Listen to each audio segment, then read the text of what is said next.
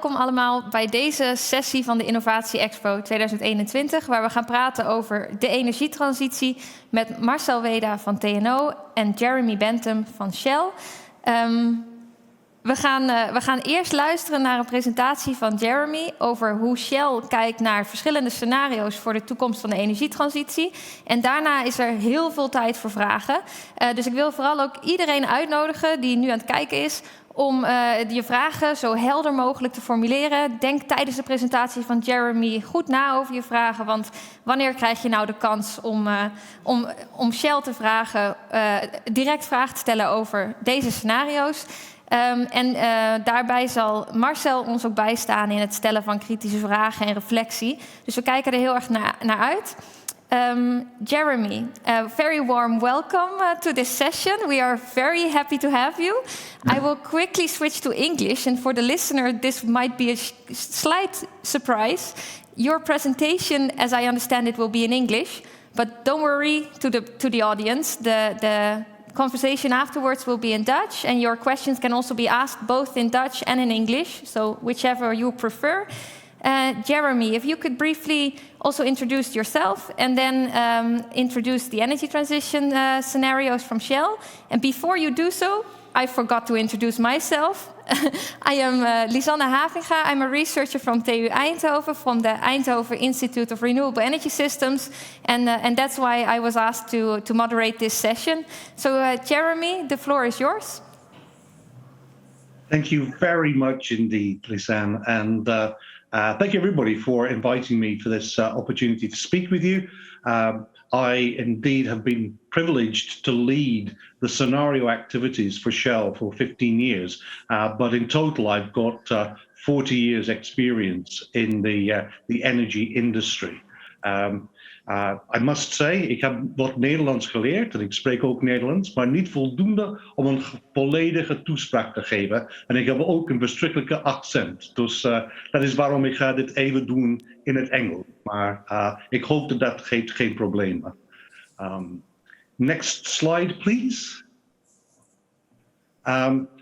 We're going to be talking about the future, so there are uncertainties ahead naturally. And it's often said that Shell is a company of Dutch engineers and Scottish accountants, but we also have US lawyers as well, which is why I must show this disclaimer to you and assume that everybody is clicking on the I accept button.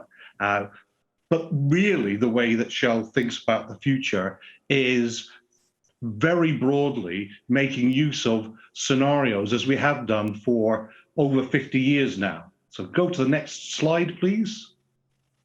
It's useful to just reflect a moment on why we use scenarios.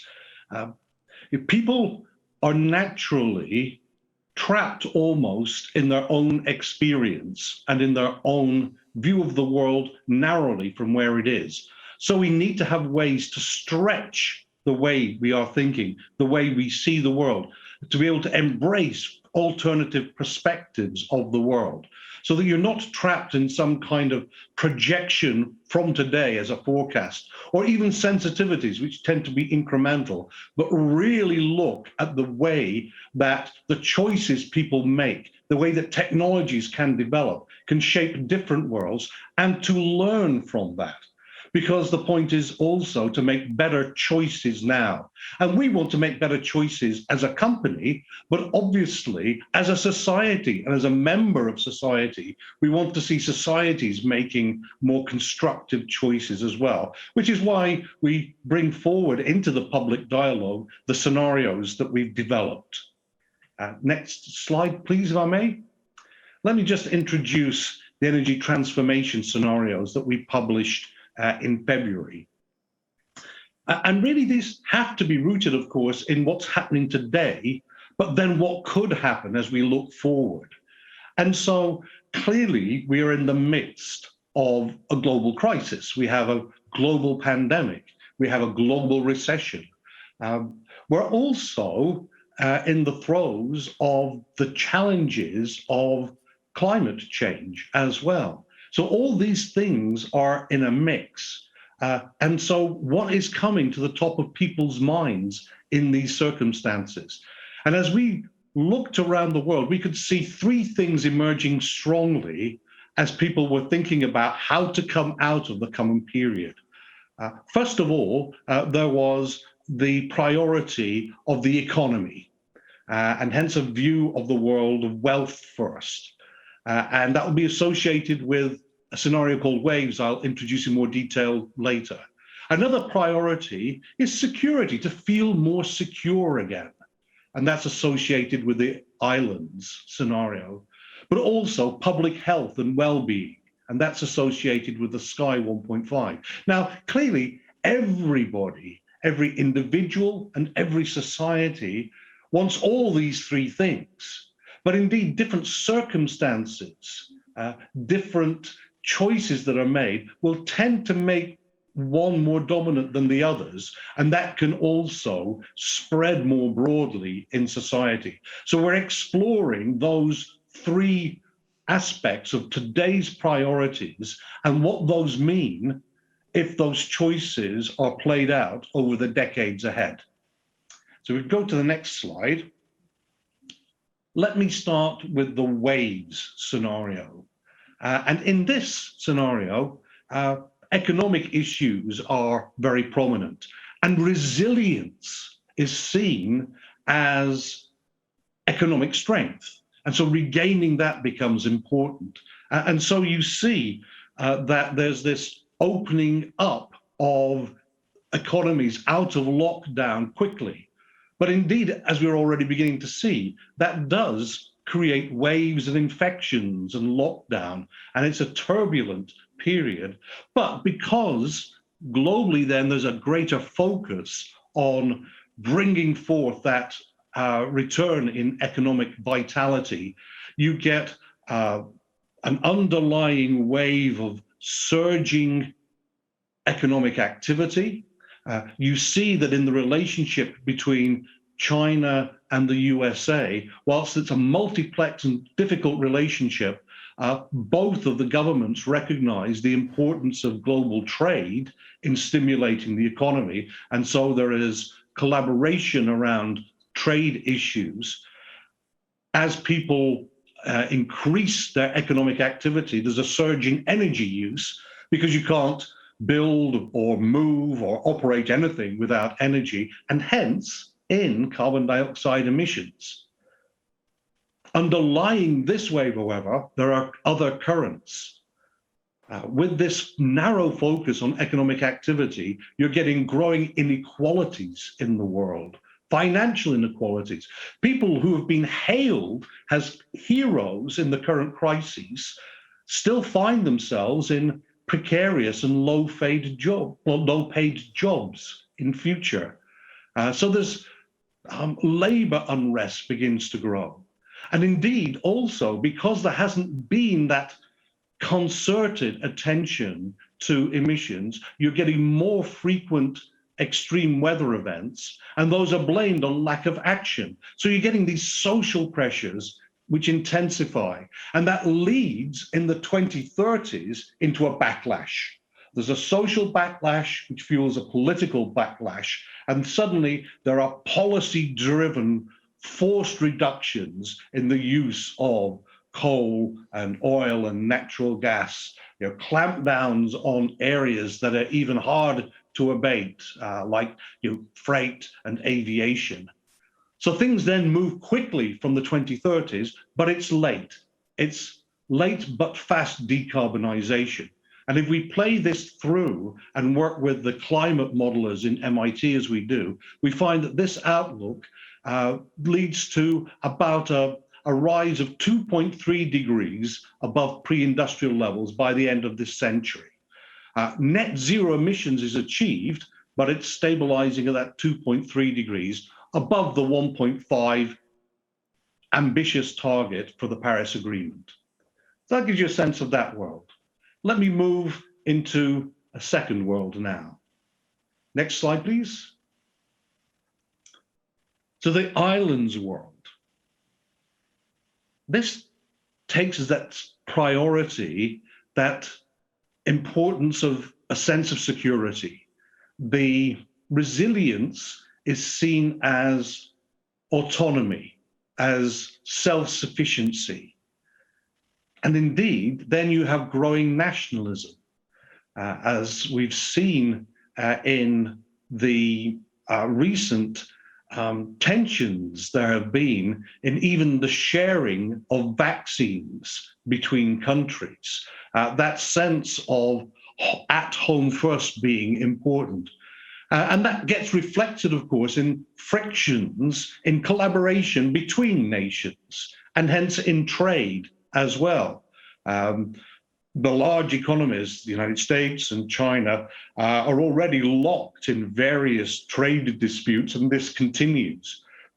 And we know that with this kind of islands mindset, economies stagnate.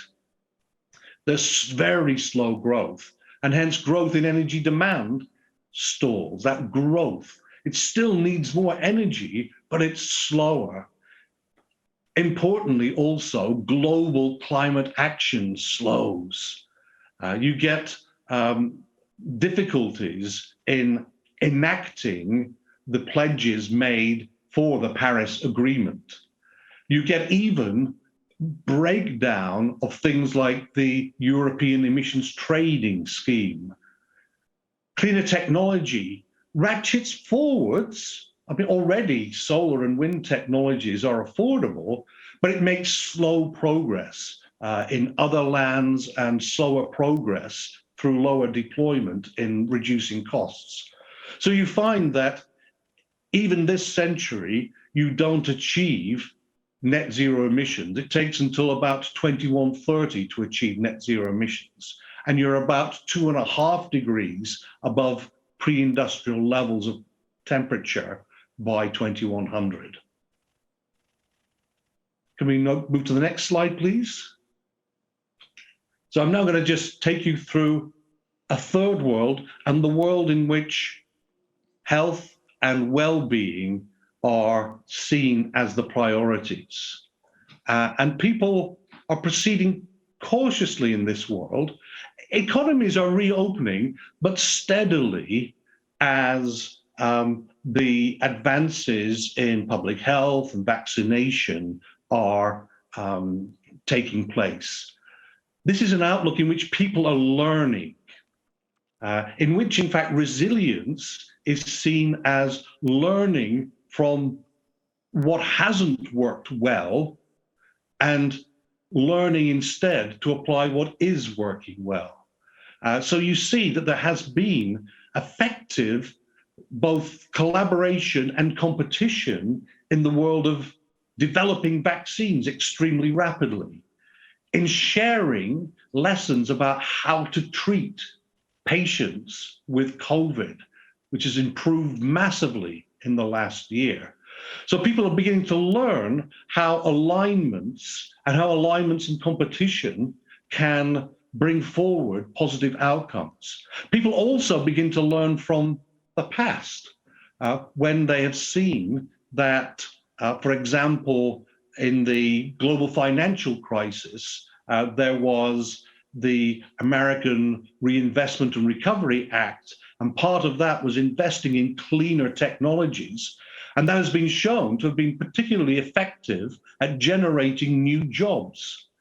And as that kind of green investment is also applied, people begin to recognize the value of that in industrial domestic developments, as well as its impact on reducing emissions.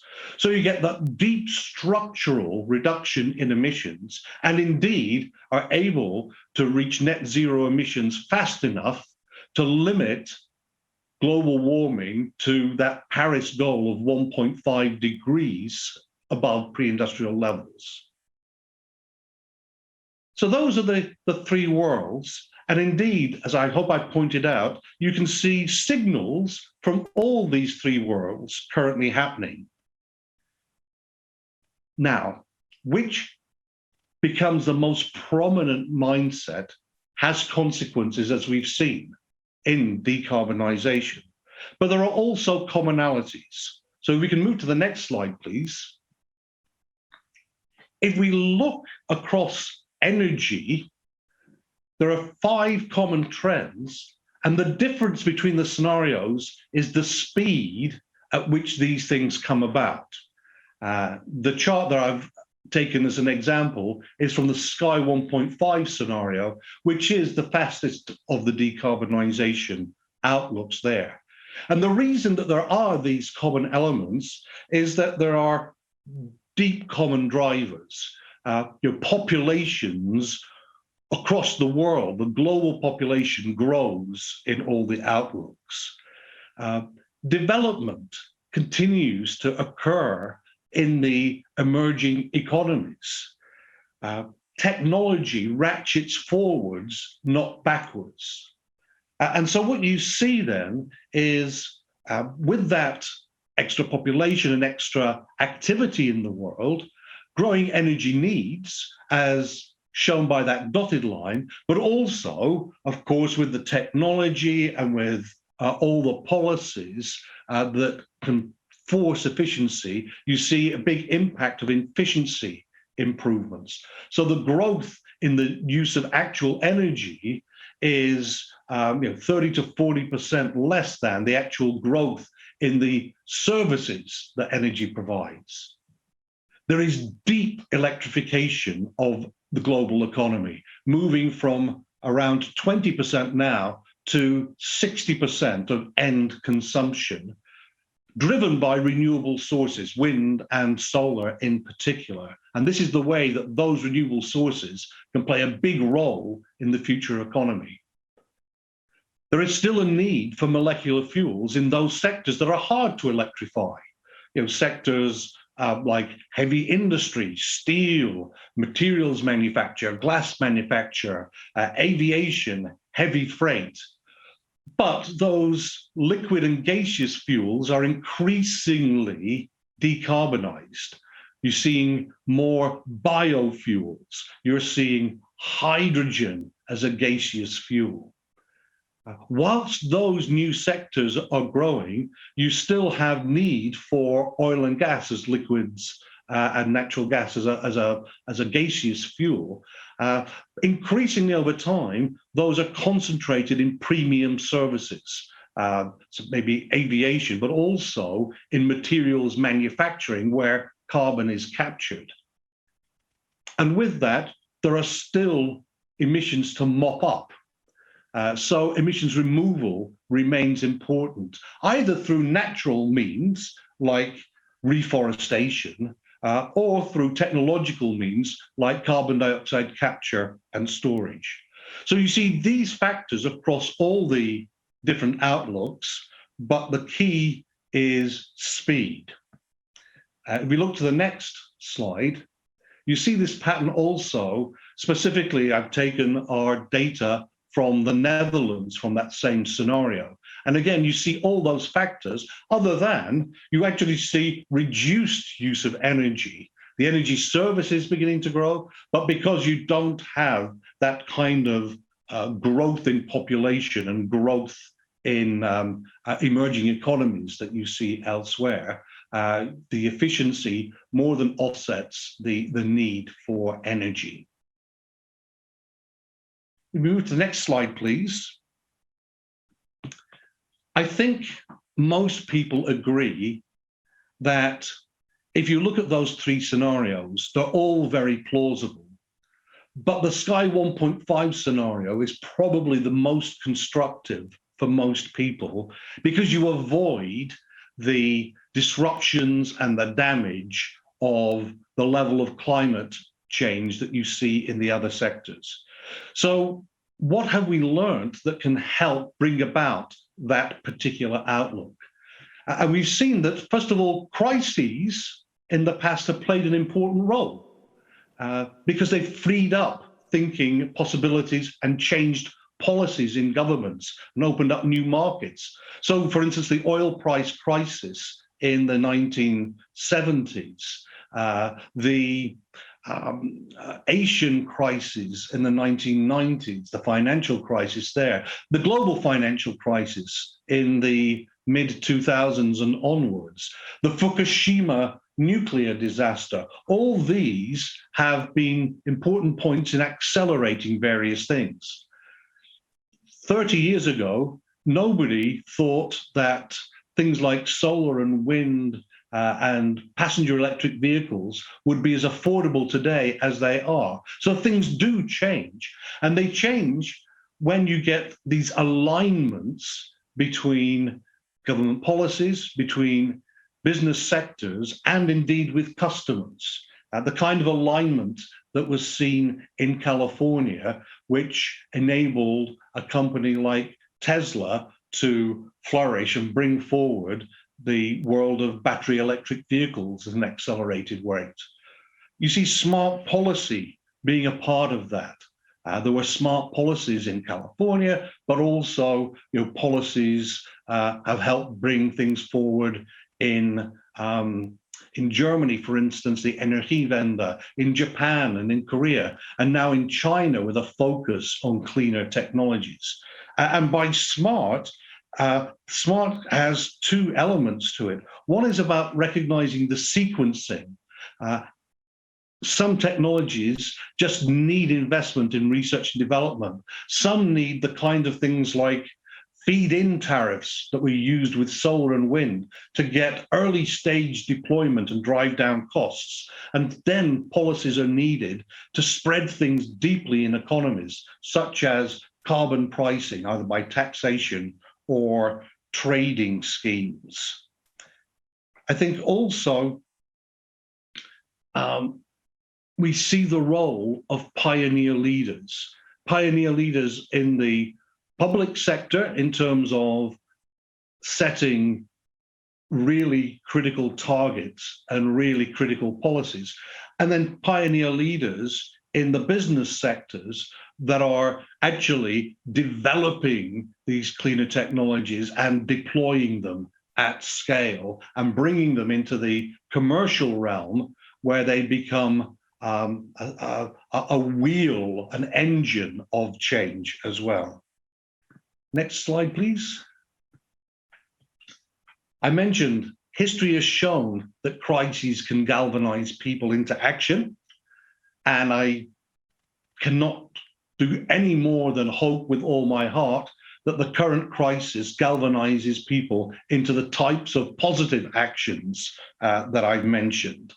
I know that this has played a role, and these scenarios have played a role in the strategic thinking of Shell. I've been privileged to be on the leadership team for the strategy of Shell also for 15 years. And if you move to the next slide, I hope you can see how the work that I've described to you has impacted what we're doing in Shell and in our newly announced strategy, which is focused on powering progress and enabling our customers to achieve their net zero emissions journey.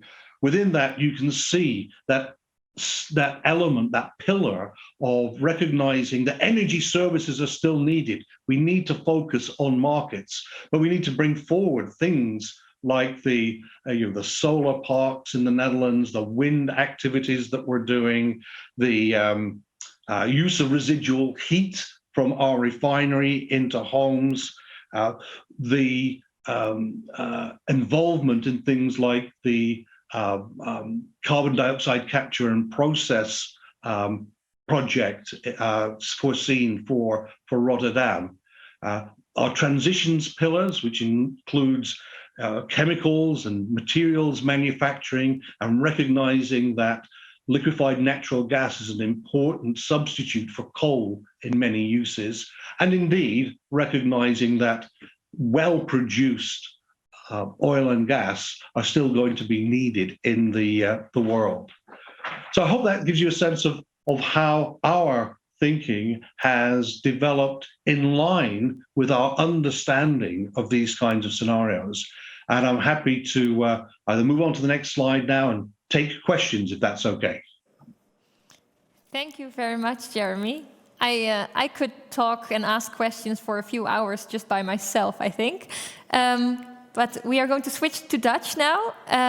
En dan ga ik eerst de gelegenheid geven aan Marcel om zichzelf te introduceren. Vertel iets over jezelf en waarom jij hier aan tafel zit. En als jij dit verhaal zo hebt gehoord en die Shell-scenario's ook een beetje hebt bestudeerd, wat is dan je eerste indruk en welke vragen komen bij jou op?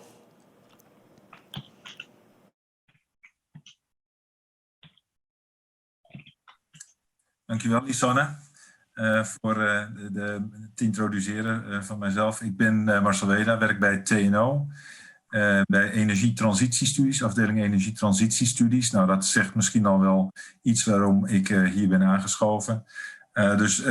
Onze afdeling doet heel veel studie en werk op het gebied van energietransitie en ik in het bijzonder iets meer nog op het gebied van waterstof, waar ik veel werk aan doe. Ben daarnaast programmamanager waterstof bij TKI Nieuw Gas, wat ook een van de ingangen is voor mijn betrokkenheid vandaag. Dus dat wat betreft mijzelf. Ik denk, gelet op de tijd ook misschien snel even een korte reflectie op de scenario's. Naast de presentatie heb ik ook het rapport gelezen. Inderdaad, daar staan een paar mooie, aannemelijke verhaallijnen. Intern consistent en goed voorstelbaar. En bij het lezen van het rapport krijg je ook echt de indruk van dat we nu echt op een kruispunt staan. Hè? Nu met hopelijk het einde van de coronacrisis in zicht. En met goed zicht op de klimaatproblematiek liggen duidelijke keuzes voor. Dus duidelijk een kruispunt. En hopelijk dat we uiteindelijk uitkomen op iets in de richting van Sky 1.5. Maar goed, als we dan toch realistisch zijn en we kijken eventjes naar het huidige sentiment, dan zien we toch, denk ik, primair een reflex gericht op reparatie van de economie en weer op het pad naar groei. En hoewel er een groeiend bewustzijn is, denk ik, rond klimaatverandering, is het overgrote deel van de mensen toch niet bezig met het einde van de wereld, maar meer met het einde van de maand. En dat betekent dat we eigenlijk heel hard in waves zitten, als ik het even in termen van de scenario's mag houden. En als we dan kijken naar allerlei geopolitieke ontwikkelingen rond China, Rusland, Verenigde Staten, het blok EU, ja, dan is er ook zomaar een gevaar, ligt er op de loer, dat we afdrijven naar islands, wat ons nog verder van het doel zou brengen. Op zich wordt aangegeven, history has shown that crisis can galvanize people into action. Maar als deze crisis al niet de juiste richting gaat geven en we vervolgens ons realiseren dat klimaatverandering een crisis in slow motion is, actie in slow motion kunnen we ons eigenlijk niet veroorloven. En dan doet zich de vraag voor, wat moet er nu gebeuren om ons op dat Sky 1.5 scenario te zetten? Hebben we een nieuwe crisis nodig? En wat voor crisis zou dat dan zijn? Of kunnen we slimmer zijn? Wat zijn er voor mogelijkheden om nu richting dat Sky 1.5 scenario te gaan? Wellicht dat Jeremy daar nog zijn licht over zou kunnen laten schijnen. Excellent. Okay. Again, I'll reply if I can if you'll allow me in English. You make excellent points. And indeed, you've pulled out, as I did, that you can see elements of each of the three scenarios that are going on currently.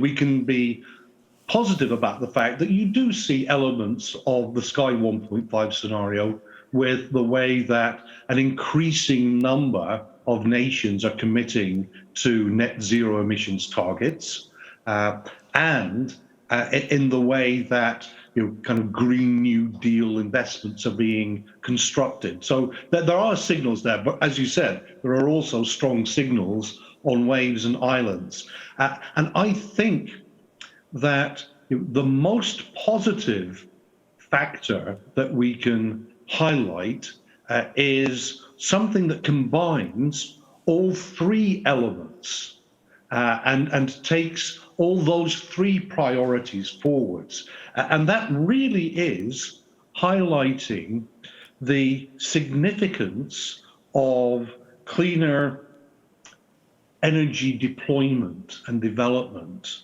on domestic industrial competitiveness and in domestic technological competitiveness. So the fact that this is domestic, fits with that kind of nationalistic perspective that is highlighted in islands. The fact that you're thinking about industrial and technological perspectives, that's really about jobs and economy and developing that.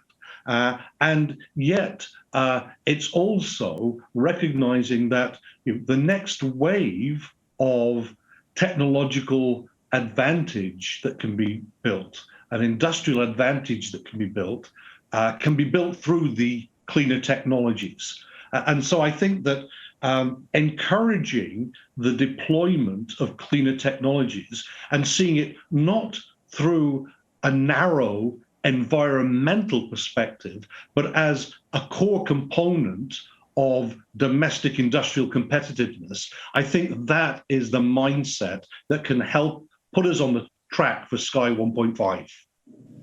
No. Oké. Thank you.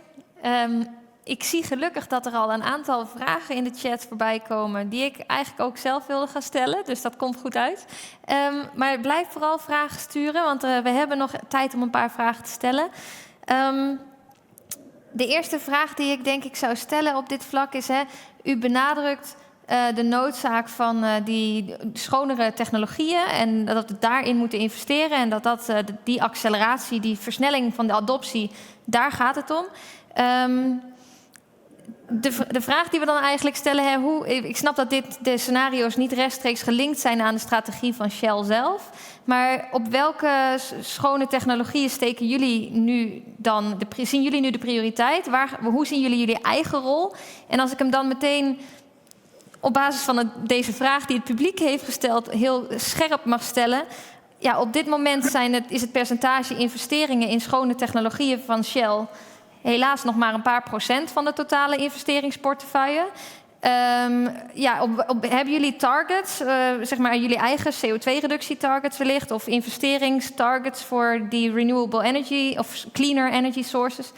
Dus op welke technologieën zetten jullie in en hebben jullie daar targets voor? Great question from folks. Thank you for that. And indeed, the scenarios form the backdrop to the thinking about strategy. And so the scenarios aren't the strategy. The scenarios are the way that we help make choices around the strategy. And indeed, we're making choices that are really in line with those things that we see that the world is needing. And indeed, just starting with the second part of your question, the world is needing and is moving towards net zero emissions.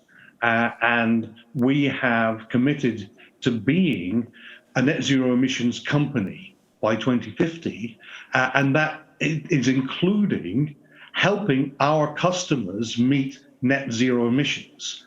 Because indeed, the bulk of emissions, over 85%, over 90% of the emissions that are associated somehow with a Shell fingerprint come from the way the products that we produce that people need to use are used. They are burnt in cars, they are burnt in aircraft, etc., etc. Of course, yeah. And so, our strategy is built around enabling our customers to meet their net zero emissions targets. And we have specific targets towards that are online, are transparent, that can be seen that way.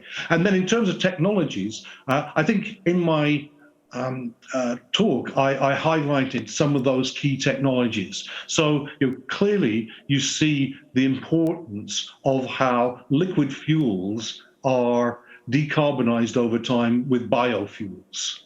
And so that's going to be an important factor on how hydrogen plays an increasingly important role.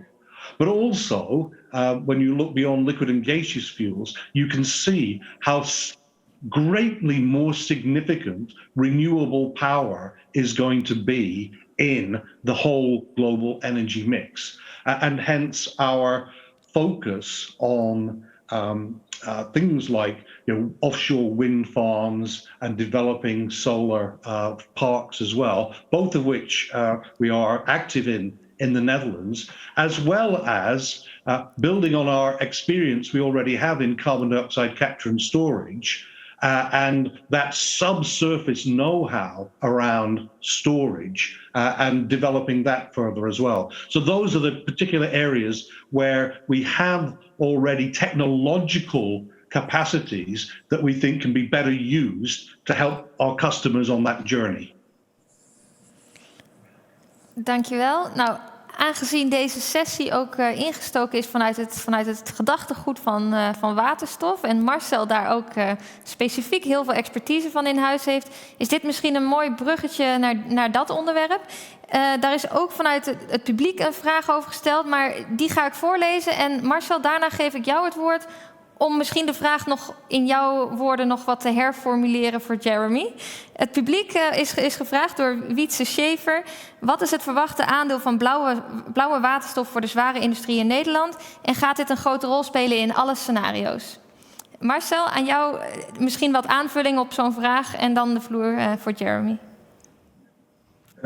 Nou ja, goed, qua aanvulling. Ik denk dat ik dezelfde vraag zou willen stellen. Ik wilde in ieder geval nog wel zeggen, zeg maar, met betrekking tot de scenario's in het algemeen, dat het wel aardig is om te lezen dat het idee van continue vooruitgang in al die scenario's uiteindelijk wel leidt tot actie. Niet allemaal even snel, maar toch de goede kant op. Dus dat is wel een positief signaal. Er zijn ook voldoende scenario's die uitkomen op 3, 4, 5 graden temperatuursverhoging richting het eind van de eeuw of vlak daarna. En hier blijven we toch, zeg maar, 2,5 graad. We gaan wel vooruit. Maar goed, dat gezegd hebbende zou het mooi zijn als we toch richting sky gaan.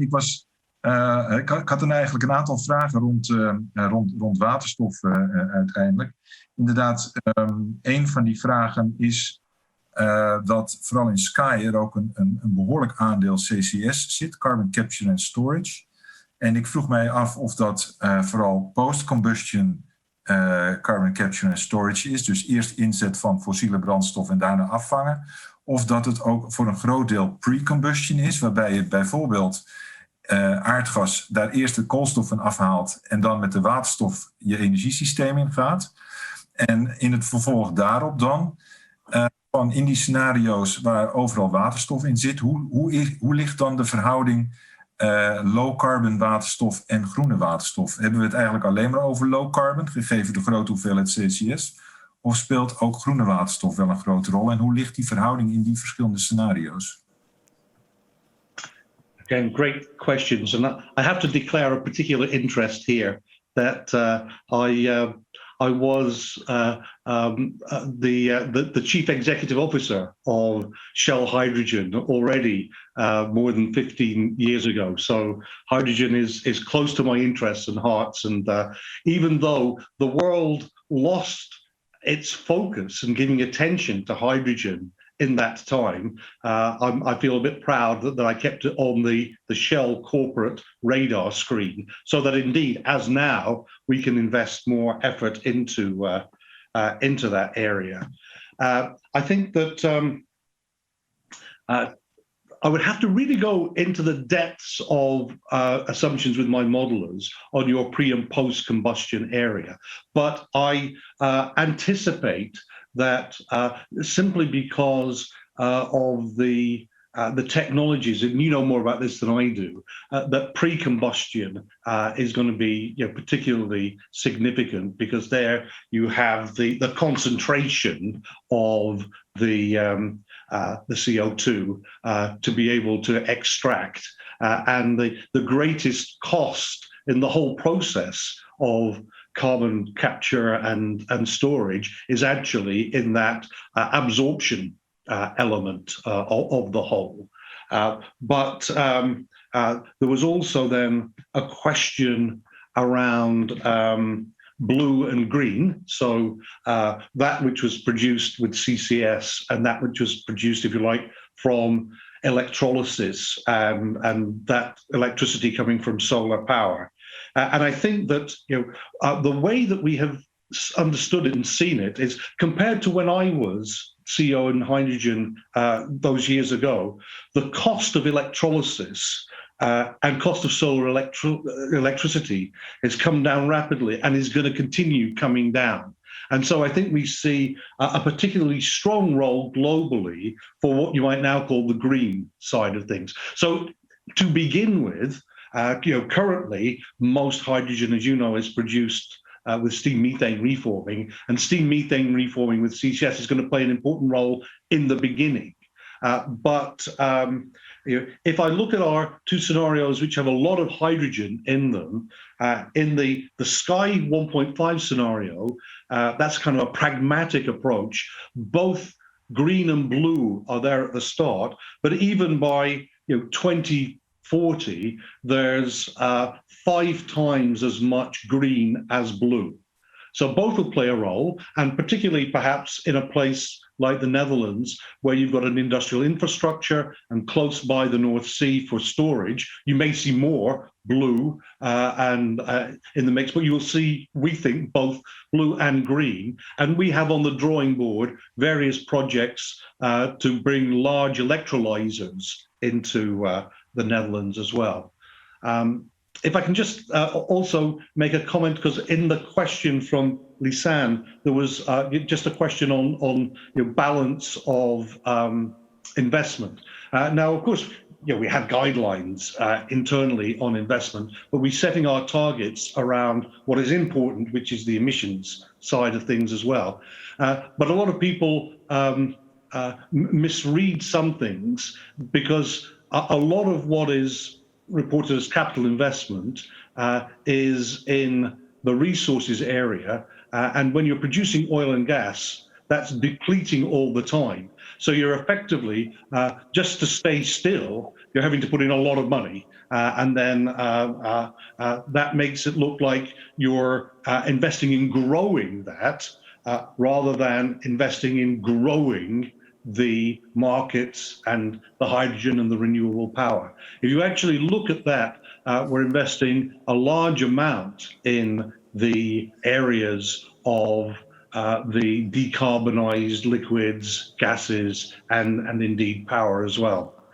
So just a quick answers to those quick questions. Dankjewel. We hebben helaas nog maar een paar minuten en ik heb nog zoveel vragen.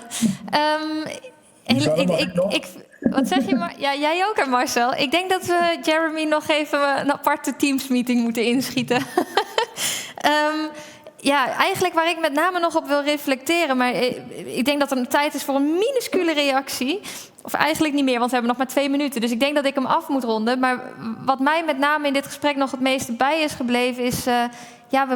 het zou mooi zijn als we op Sky uitkomen. Ik wil toch die urgentie nog even wat extra benadrukken. En zeggen, het zou verschrikkelijk zijn als we er niet op uitkomen eigenlijk. Ik denk wel dat de scenario's van...